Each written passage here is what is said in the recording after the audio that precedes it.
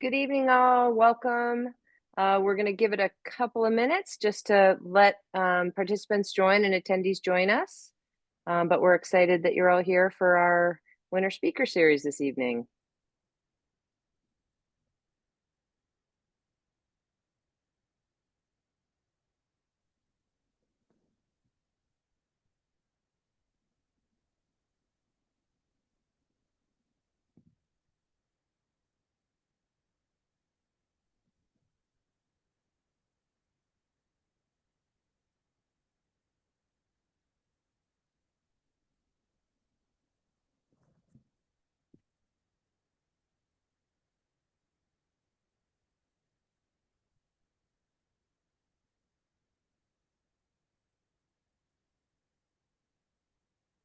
We'll go ahead and get started. Thank you all for joining us. This is our second of our series, the Winter Speaker Series. We just want to share a shout out with our sponsor for Club Excellence, World Cup Supply.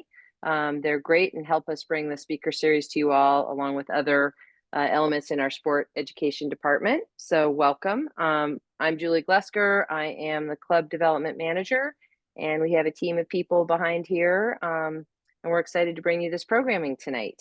So just a few quick reminders on the housekeeping items here. This will be recorded, so you will be able to view it later or share it with others later after we're completed. Please post any questions that you have during the course of the webinar into the Q&A box. It is in the bottom of your screen. And if you have questions that you would like to ask live of our presenter, we will have several minutes at the end of this presentation, and you can use the raise your hand feature, and we can unmute you and you can ask your question live. Finally, if you want to interact with other people in the webinar, other attendees, please use the chat feature and you can share comments or engage with other attendees in the webinar. So in terms of continuing education credit, as long as you have registered, you will receive full credit. So there's nothing you have to do on this webinar to get your credit accounted for.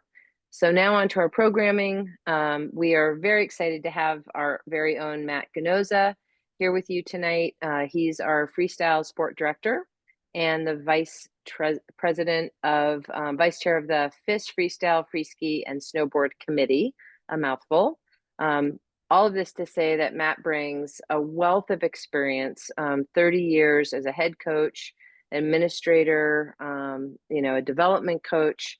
He champions athletes in, the whole, in all realms, and he is responsible for athlete-focused policies and program growth all the way through the pipeline in the freestyle genre. So Matt is particularly dedicated to fostering an inclusive culture, and he has shaped a very strong program for freestyle skiing. And he's played a really pivotal role in developing our mogulists and our aerial skiers. So we are very excited to have him share his stories tonight. They are very interesting from the World Cup, World Championship, and Olympic level. Without further ado, you are here to see Matt. So thanks, Matt. Thanks, Julie. We'll get the share going here.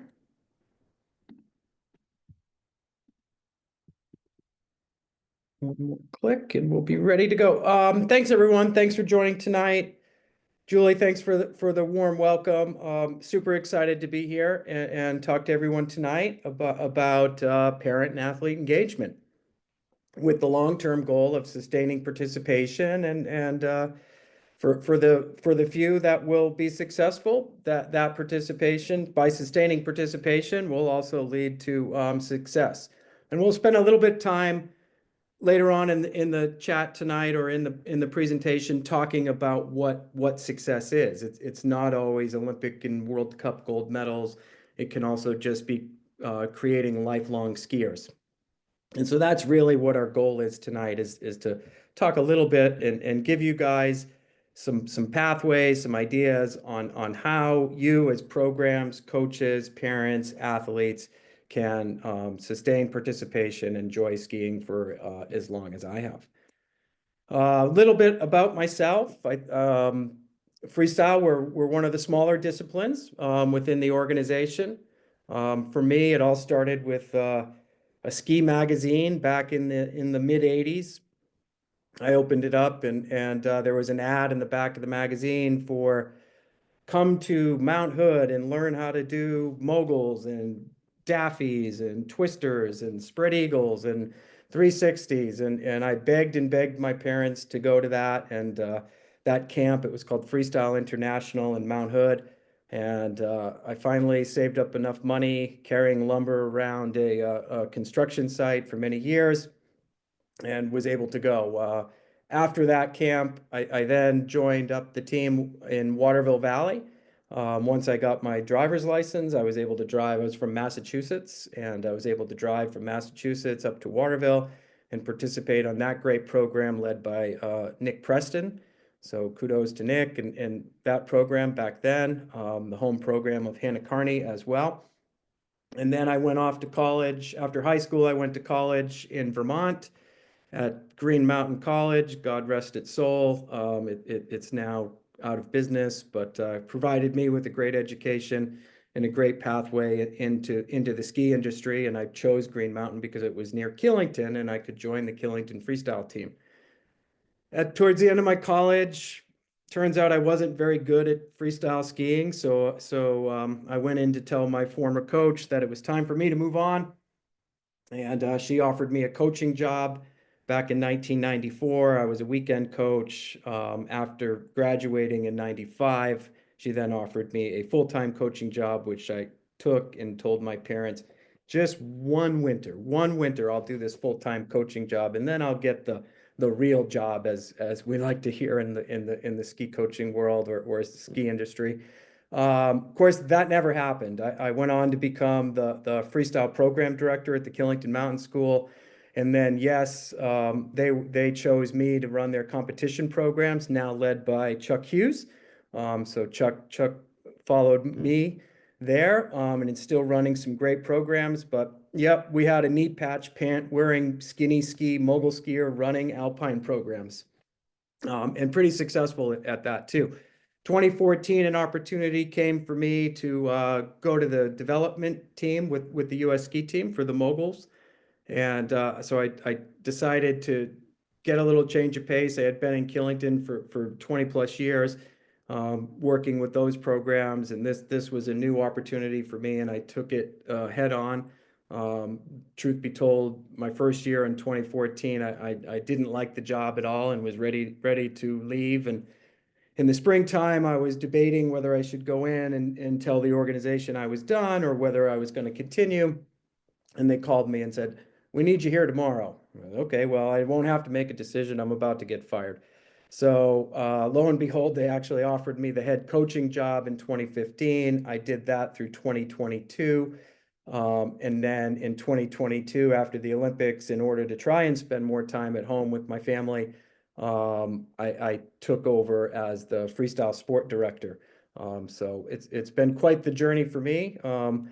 Yes, I did get married on a pair of skis a couple years back, and in the middle of a bomb cyclone in at Little Bromley Mountain in Vermont. And me and my wife share a passion for skiing to this day. Every chance we get, we're still out there skiing. So thanks for letting me share my quick story and give you a little background on myself. Tonight, we're going to talk a little bit about, again, how to educate parents, how to educate athletes, and create long-term participation and success. Some of the topics we'll talk about is what I refer to as a circle of support. You heard Julie mention, we'll talk a little bit about how to create a supportive environment. We'll talk, one of the main themes of my whole presentation or my whole talk here tonight is about education and how we educate our athletes, our parents, our coaches, our programs, and how that education process really brings everyone together to aim for a common goal. We'll talk about through education, how we can improve our ski IQ, and I'll introduce you to that a little bit. I'll share some success stories. We'll end out with kind of talking a little bit about, the topic that's not that fun to talk about, but part of keeping long-term success, the critical conversations when athletes and coaches and parents have the highs and lows and how to kind of tackle those. We'll do a quick debrief, and then we'll obviously have a little Q&A at the end, as Julie mentioned. I think first, you heard me mention, it's important that we start to understand our stakeholders when we talk about creating long-term success. At the forefront of any success is obviously the athletes. I think many kids join programs with the dream of making the US ski team, becoming an Olympian, representing their country on Team USA. And then there's also athletes and parents that join programs because they want to create lifelong skiers and have ski skills that will last a lifetime. Our parents, they also have a role in this process.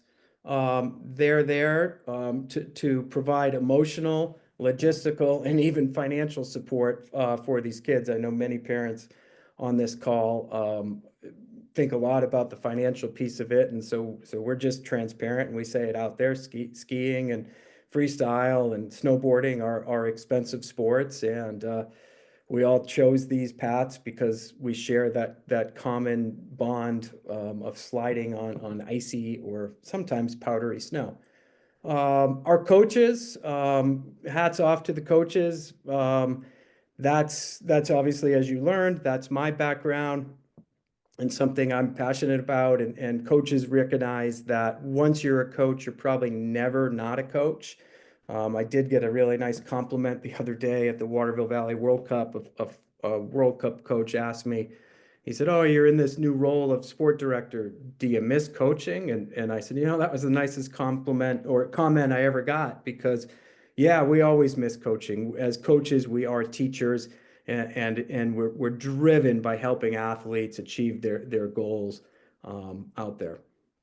And then all of this exists under the direction of our programs. Our programs, from Maine all the way to California, we have ski programs out there for our participants and for the athletes and the families. They're offering the structured training. They're offering the pathways, the athlete management plans, the sense of community and team that our athletes strive for. And it's what makes them go out there.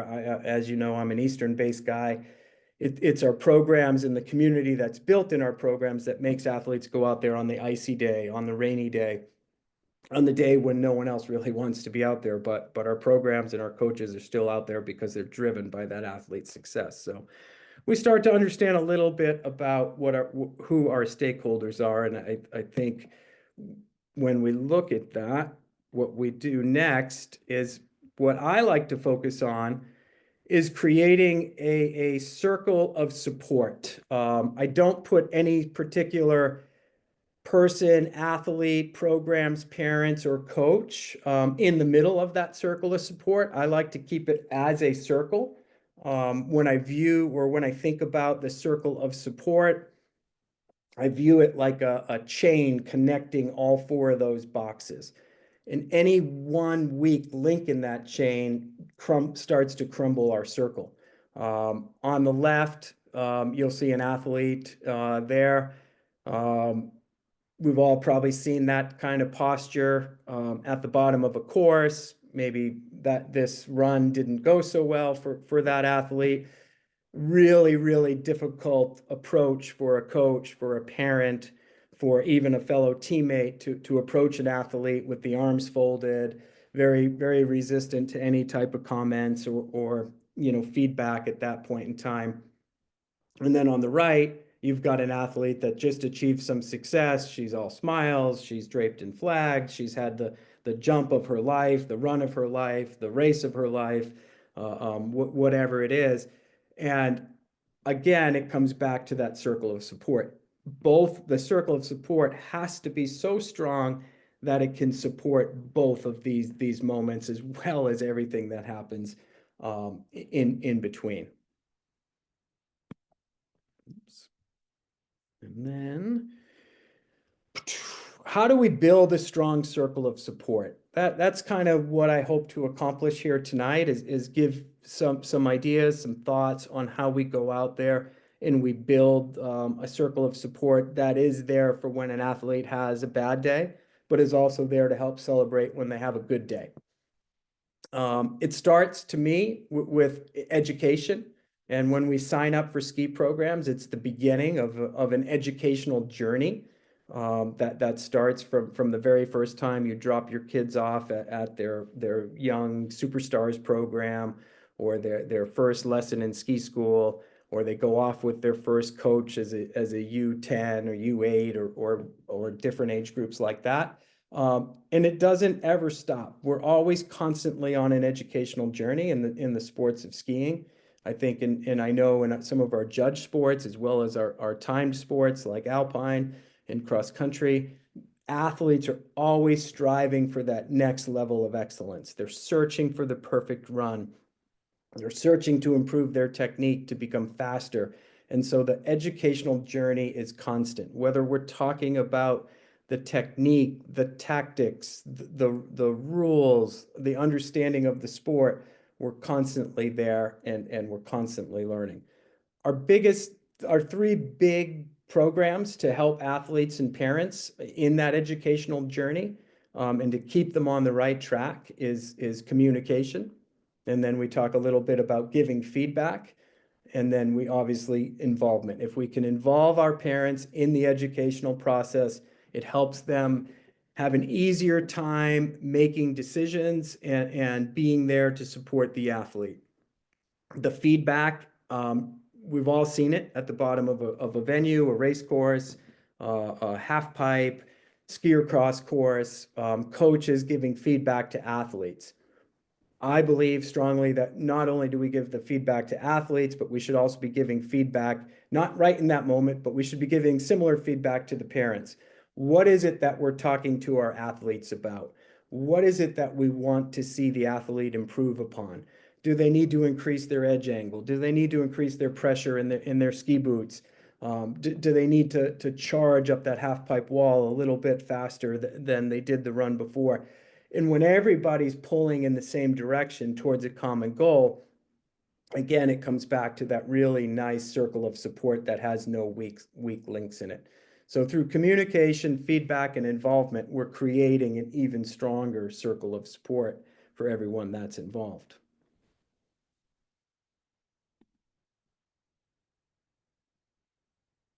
Amazing competition. Hannah Soar of the United States getting it done. And Kelly caught up with the top American finisher for the Intermountain Healthcare interview with Hannah Soar. So Hannah Soar just misses making the podium here in Deer Valley, but what did it mean to have such a strong showing here on home turf?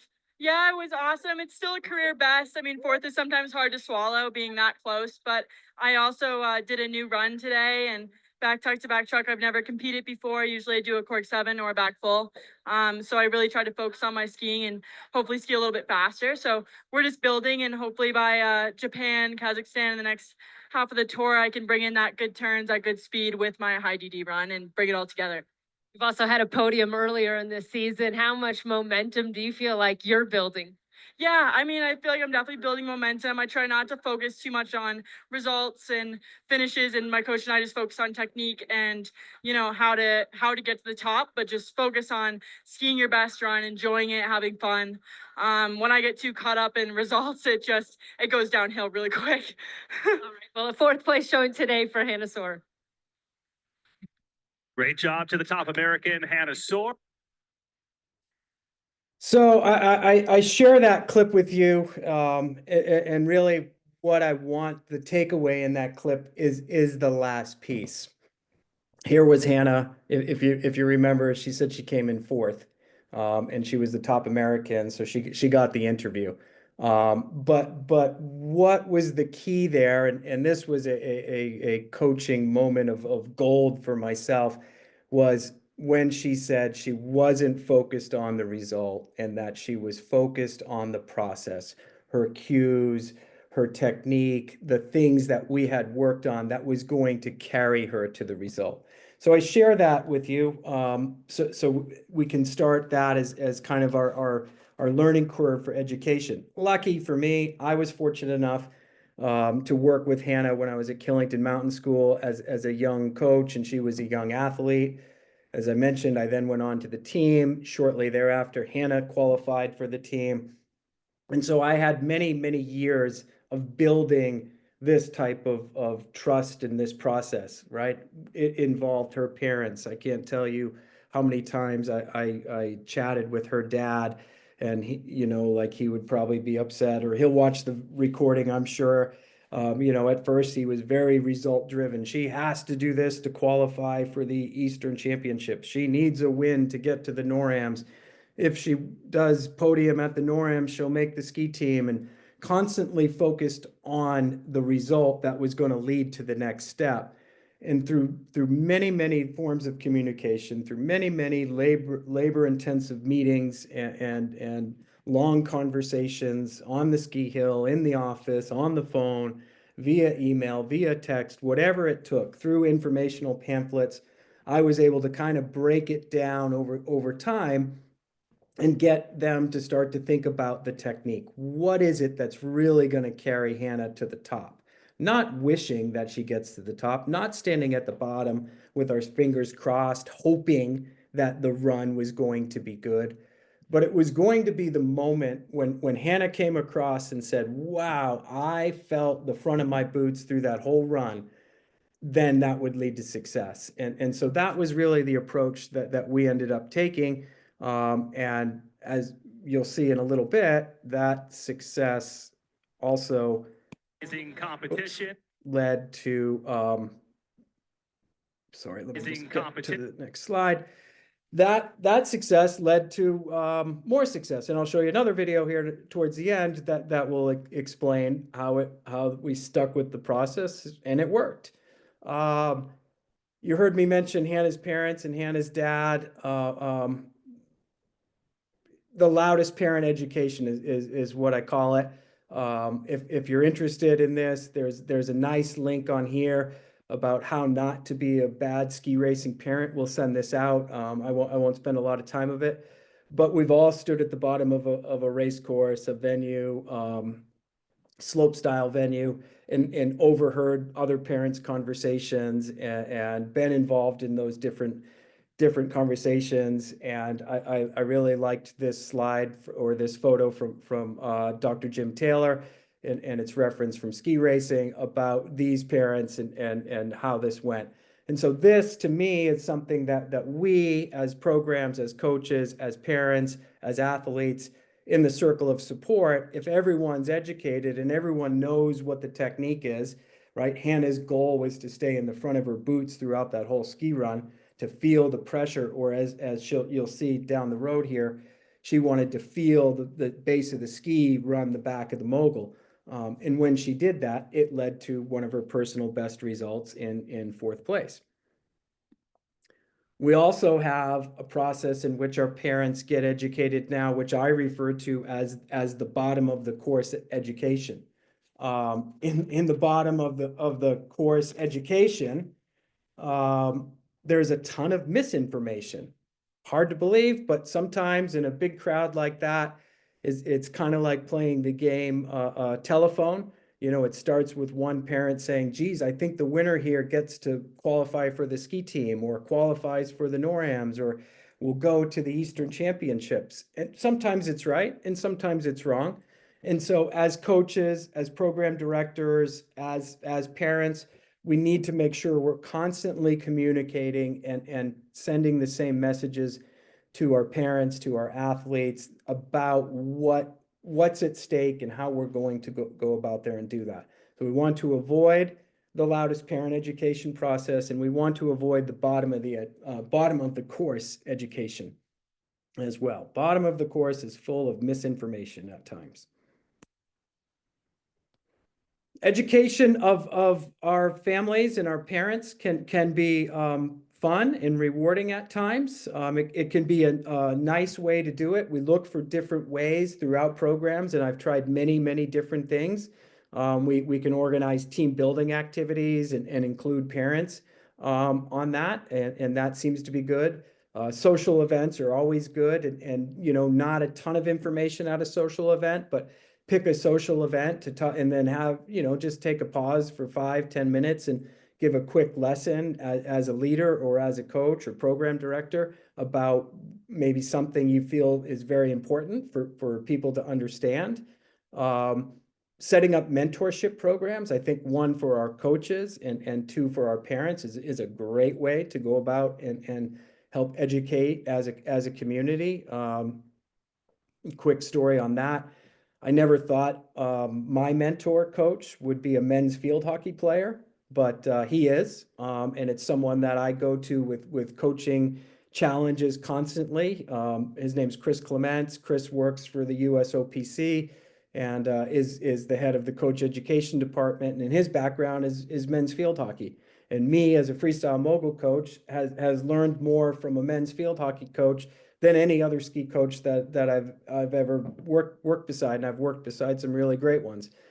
So you just never know where your mentors are going to come from. They can be fellow parents, former athletes, other sport resources, all that kind of stuff is great ways.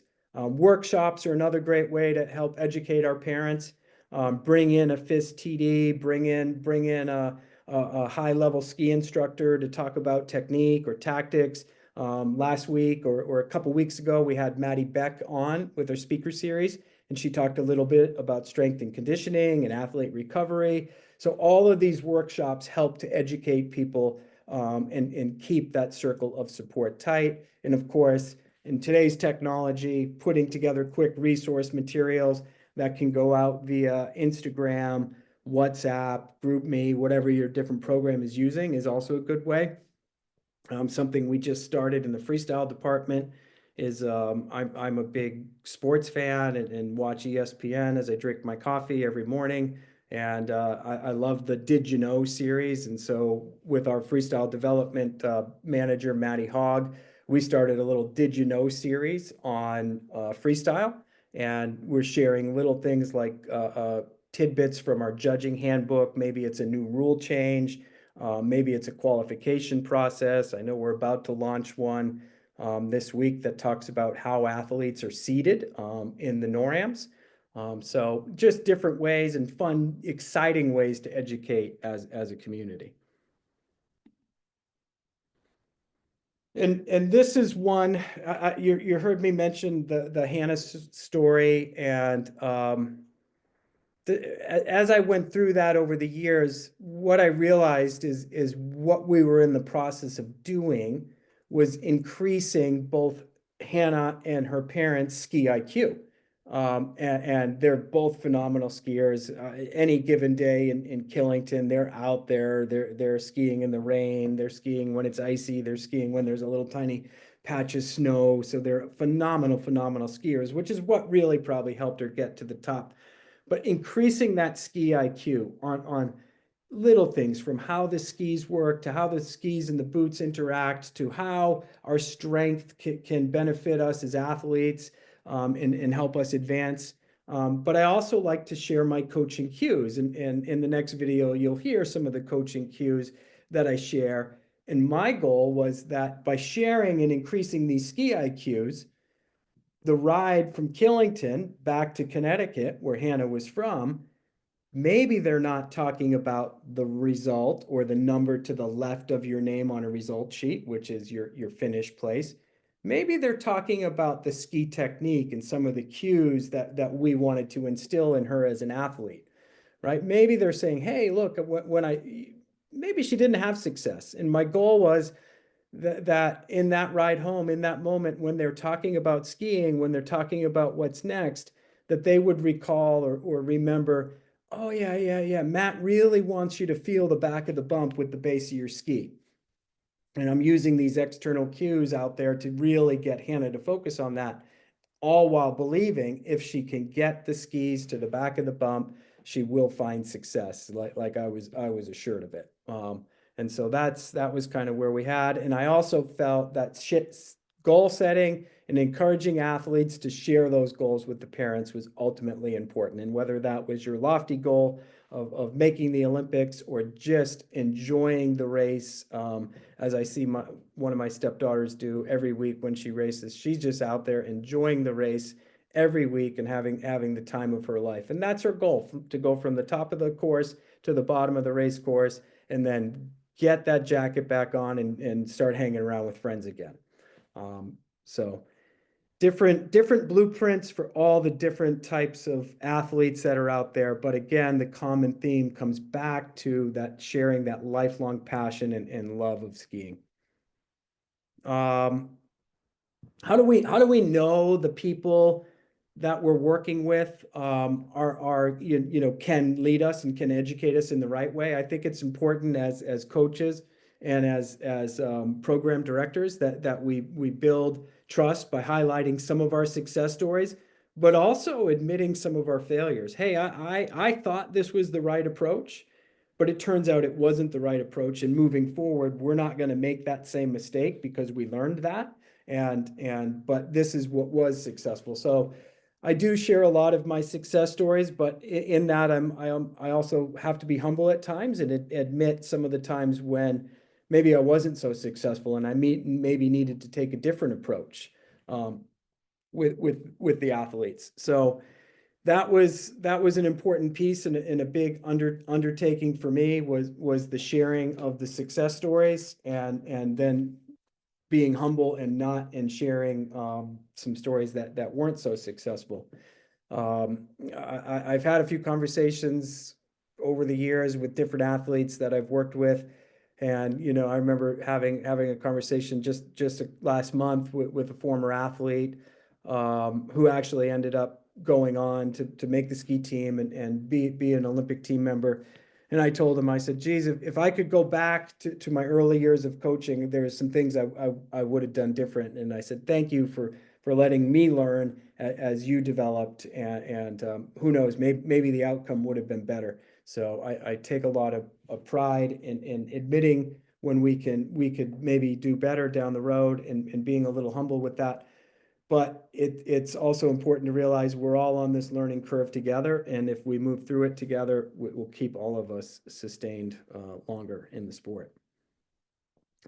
So I've talked a little bit about the second half of the video that's coming up. And this is just to give you a lead in for it. This is night 2 of the Deer Valley World Cup after the previous interview. So this is interview number 2 on the second night of the World Cup in Deer Valley. For you, Hannah, congratulations. A career night for you with that runner-up performance. How were you able to rise to the occasion under the lights here at Deer Valley? I just focused on my technical cues. I was just trying to slap the backs of the bumps with my skis and extend off those jumps and hope it worked out. And it was great to ski against Jalen again. And I love skiing against my teammates because it's a win-win, really. Like if they go on, I'm stoked. If I go on, I'm also pretty stoked. So it's great. I love it all. For you, Hannah, congratulations. Matt was pretty stoked, if you would, with that interview. I'm glad it worked out for Hannah, but verbatim, those were the cues. Those were my coaching cues as she went up for that medal performance run. Hey, this is the only thing you need to go up there and think about. Go up, push out of the gate, and feel the back of the bump with the base of your skis. And that was quite the moment and something I was pretty proud of. That went on. Those results went on to lead Hannah to eventually become a member of Team USA and represent us at the Olympics. No, she didn't leave with a gold medal. She didn't leave with a silver medal or even a bronze. She finished 7th at those games. But that's, to me, that was the sustained involvement with the sport that she's still involved with every day that made it great, right? Like, no, not everybody gets to leave on Team USA and as a member of our Olympic team. Not everyone gets to leave as a World Cup athlete, but we all get to leave as lifelong skiers and riders in the sports that we love. So that kind of wraps up the piece, you know, the happy, smiley piece of the presentation and the feel good part of it. It is important to address challenges, disappointments, and setbacks. If you remember back to that slide with the athlete with the arms folded, yep, we have to be ready as parents, as coaches, as programs to handle those conversations as well and redirect those athletes and re-engage them into thinking about things that they can control, right? I like to redirect those type of moments into a control your controllables conversation with athletes. We have to manage burnout, right? Our skiing takes a lot of time, a lot of work, a lot of effort, a lot of travel to become good at, a lot of time in the gym, doing drills, doing the things, and athletes can burn out. So we have to be always aware of these things and be ready to look for burnout and have strategies to work on burnout prevention and finding a good balance between sport and life and making sure our athletes have that sport life balance. And also it's become a little bit easier nowadays post COVID, but sport life education balance too is also an important piece for our athletes. One of our successful athletes right now on the U.S. mogul team is Olivia Giacchio. Olivia balances her education at Columbia University with currently being ranked number 2 in the world. So that balance of education and sport is very, very key to her success. It helps her prevent burnout. It gives her other things to stay focused on rather than just her skiing and her jumping. So critical conversations are always key. They're not always the easiest to have. But I would recommend if you have if you see, as coaches, we see things developing. Usually if you can see it, that means it needs to have a conversation, and don't wait, get right after it and attack the critical conversations and include the parents and everyone in that circle of support in that as well. And then, as I mentioned, you've heard me mention a few different times tonight about queuing and external queuing coming up on February 26th. There's a presentation from Pete Nazchek, and Pete also is a coach educator with the USOPC, and I wouldn't miss that one. It's going to be absolutely phenomenal presentation, and it's something that's coming into the world of coaching is this external cueing and getting athletes to think about things differently. So tune into that one coming up, and then and at the end of March, a month later, on March 26th, there's another great one, postseason review and a plan, do, review presentation by Guy Kruger. Guy's also a USOPC coach educator from archery. But the plan, do, review process for all of our programs, for all of our coaches, for all of our athletes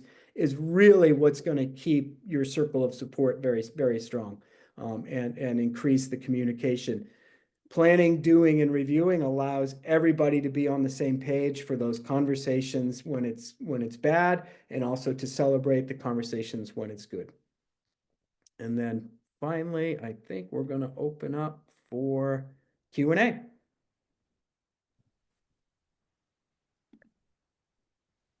Thanks, Matt. That was incredible. I'm not seeing anything in the Q&A just yet, or in the chat. So maybe we'll give some people some time to put those in there. Or Julie, do you have a question?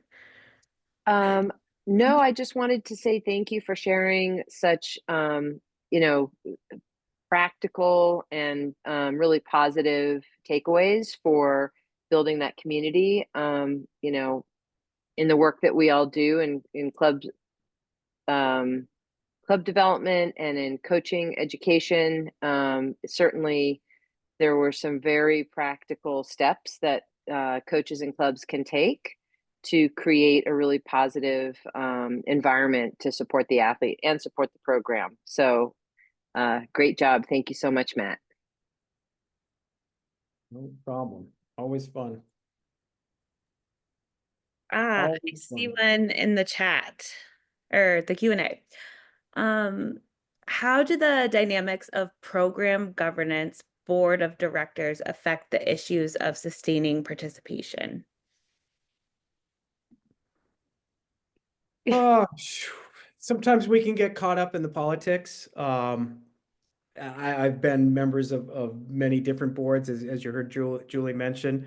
I'm vice chairman of the freestyle, free ski, snowboard sport committee at the FIS level. So I'm so oftentimes really embedded in controversy, whether it's a selection of judges or rule proposals or schedules for events. It's constant. But what I recommend is to bring it back to, just like I would for an athlete, bring it back to your foundational skills, right? Like when an athlete struggles, bring it back to their most foundational skills. You'll go back to a wedge turn, you'll go back to a basic takeoff, right? Like don't keep increasing the difficulty, decrease the difficulty when politics get in the way, and remember why we're all there. And hopefully all of our boards and all of our governance is putting athletes first and foremost, and not making it not about the parents, not about well, we should pay and we should treat our coaches well, but it shouldn't be about the parents is trying to manipulate ranking systems, rules. Always trying to find a way to get that last kid in. What we want is to bring it back to why we're really all there, and that's the enjoyment of snow sports. One athlete every 4 years loves skiing. They win a gold medal. Percentages of that being, you think about how many skiers in America, gonna be tough for us to keep everybody happy all the time. So bring it back to your love and passion. That's great. Thank you. Couple more in the Q&A coming in. One from Brian. How do you get athletes that are obsessed with their results to focus on process goals and or balance with personal life? Increase the ski IQ. Increase the ski IQ as coaches, as programs, as parents. You're obsessed with your result or your ranking. I can guarantee one thing: when you're in the start gate, we just went through this. I'll pick on my aerial team that I oversee. We just finished at a World Cup in Lochbuie, Canada, and one of the girls was really close to winning the Globe last year, and she's trying to duplicate that result, but forgetting about what she needs to do. She needs to go off that jump, move her feet, see her skis, perform her tilt twist mechanics properly, and guarantee the result would be there. You heard me talk about it with Hannah, right? Like when she came in fourth on the first video, she was not focused on the result. She was focused on the process to get there. And then when she did get the podium result, she was focused on one simple thing. She was focused on slapping, as she said in there, slapping the back of the bump with the base of her skis and pushing through the jump to get the lift. And when she came across the line, I could tell she was, oh wow, she was really pleased. She must have felt the back of every bump. But to Bob, or what'd you say? That was from Brian, sorry. It's a process. It's a road. Everyone's focused, right? They pay a lot of money to be members of your club. They pay a lot of money to enter your races, and they want to see that success that's there. The success isn't always marked by the number to the left of your name, the ranking. Sometimes you can find success on one or two gates. Sometimes you can find success on just that overall experience at that race. So every race, every event is a learning opportunity, and just trying to find your new unique ways to help athletes learn from each experience is probably the best way. Awesome. Great answer.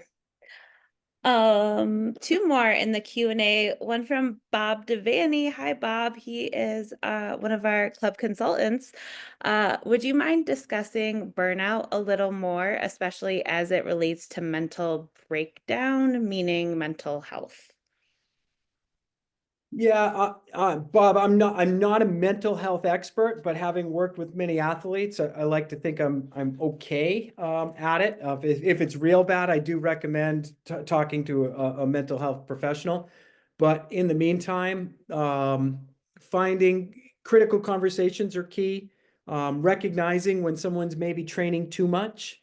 We get athletes at times that think more is better, and it's not always the case. Like, I think a well-rounded athletes are some of our best athletes and some of our most successful athletes in US ski and snowboard. When I look at that, I walk around the first floor of the co, and sometimes I'll see an alpine athlete doing some type of jumping drill, and holy moly, I've never seen someone jump so high.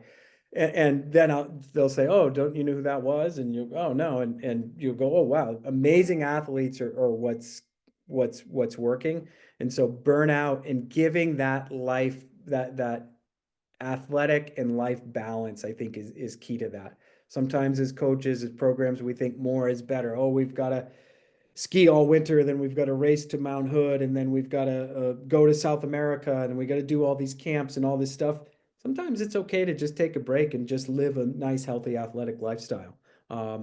Biggest gains you'll see in an athlete is when they improve their strength. Improving strength doesn't happen on snow. It happens in the gym. It happens riding a bike. It happens running or doing programs like Maddie Beck talked about a couple weeks ago. Great, thanks. Okay, I think you kind of touched on this a little bit, but what are some uncommon or missed signs of burnout that you might see as a coach? Funny, Anouk and I just talked about this. We were together at an event in Montana, and we were talking about athlete burnouts and a coach maybe missing something with an athlete. And I think comes back to me, to the circle of support. A coach isn't going to pick up on every little detail, and there could be behaviors at home, there could be behaviors amongst friends, there could be behaviors in locker rooms or classrooms or van rides to the ski race, where we can start to pick up on signs of burnout from athletes. And so I think if everyone's just kind of always aware of it, we have less chance of missing it and more chance of kind of seeing it and then jumping into a critical conversation, and going from there. I think at times we also see burnout as your season progresses and we get closer to maybe the championship season, when athletes qualify into events and they keep pushing for, oh, well, I'll get one more race and maybe I'll ski faster, or maybe I'll score better and maybe I'll get that last spot to the junior nationals or the national championships or something like that. And so I think having a good athlete management plan and being okay with how that comes out is okay too, because after every season is a new opportunity to wipe the slate clean and start over again, especially when we remember kind of why we do it, because we love to slide on ice and snow. Awesome, thanks. And there's one more in the Q&A, and I think that's it. But what is your opinion of having parents coaching their own child in a program and moving up with them as the athlete ages up? Is it a healthy approach for the athlete? I think it can be healthy. I think skiing, snowboarding, all across country, all of our sports are we're small. We're small sports compared to the soccers, the baseballs, the lacrosses, and the other sports that young athletes are maybe attracted to. And coaching, I think our programs are all starving for coaches, and so a lot of parents are getting in because they see athletes, young athletes, or the passion in their kid, so they get into coaching, and I think that's okay, because one, we need people out there. We don't want to shut the door on anybody in the ski sports because we don't have enough coaches. So our programs are developing coaches now, and I think as long as we entrust in our coaches education process and work with those parents to help make sure that their ski IQ is high, and that they have a really good understanding of what the sport is and what needs to happen next, then that's okay. I mean, you talk about a parent moving up with their athlete. Michaela Schifrin comes to mind. She's pretty good. So it's doable. We have it in freestyle too. Michaela's not the only one. We have some in freestyle. Parents are very, very involved, and my take on it is to not fight it, but to embrace it and find a way to make it work. right? Like set clear boundaries. Probably a lot of critical conversations in that scenario too. So true. Thanks for that. And then on that note, how do you think we can get more parents involved in coaching? Oh, I think they're at the resorts for a reason. I know when I show up to a race, right? Like sometimes people don't know who I am. I'm at a U12 race in central Vermont or southern Vermont, and I see parents starting to get involved, and I think we have to embrace it, whether it's carrying the jackets from the start to the finish or helping them you know, celebrate afterwards. I'm always amazed at times at racing. In freestyle, we're very focused on when an athlete finishes a run, the coach is there and they're the first one to give feedback. In racing, the coaches are on the hill, and so that feedback doesn't come directly to the athlete right away. So to me, that's really important piece. Again, building that circle of support, because the first person to greet an athlete at the bottom of a race hill or alpine race, slalom, GS, whatever it is usually the parent. And when they understand what the athlete's trying to do, then that feedback's usually positive. If they're focused on that time compared to the other times they heard, that's going to be a fail. So increasing the parents' IQ, getting them to understand what the athletes are doing, and you're slowly increasing their abilities and their understanding, and what you'll realize is you're slowly dragging them into coaching a little bit, right? And you get a parent that starts to give that good feedback and understanding. Geez, on that fourth gate, you really did get you know, stood great on the outside ski, really put the hip into that. It was great. You drove the hands, whatever it is, whatever the discipline. I think that's the first step to getting parents involved is kind of get them to understand what it is. Probably a lot of parents are very timid about getting in and involved, right? We've got coaches that show up with, you know, all of our programs have coaches that have NCAA experience or high level racing or freestyle or whatever experience. And I think it can be an intimidating moment for parents to think that they can come in and coach better. But like you heard me mention, like some of the most best coaching advice I have ever gotten was from people outside of skiing. So good people make great coaches. So drag them in, give them a shot. That is excellence, Matt. Thank you so much for sharing your expertise and your philosophy. I think we all have some amazing takeaways from this evening. So appreciate your time, appreciate your sharing everything with us. And attendees, thank you. Hopefully we will see you on February 26th with Pete Nasjak. Again, the queuing should be really effective and also really valuable. And everyone have a nice evening. Thank you.